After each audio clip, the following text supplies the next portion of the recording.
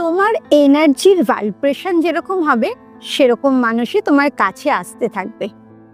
তোমার এনার্জির ভাইব্রেশন যদি হায়ার লেভেলে হয় তাহলে তোমার আশেপাশে কিছু চেঞ্জ তুমি দেখতে পাবে।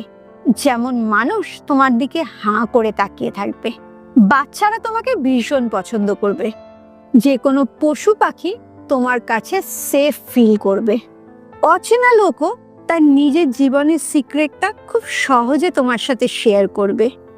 তুমি কোনো গ্যাদারিংয়ে গেলে বা কোনো রুমে ঢুকলে তোমার কথা শুনে সবাই মুগ্ধ হয়ে যাবে, সবার অ্যাটেনশনটা তোমার দিকে এসে পড়বে। পুরো রুমের এনার্জিটা মুহূর্তে বদলে যাবে।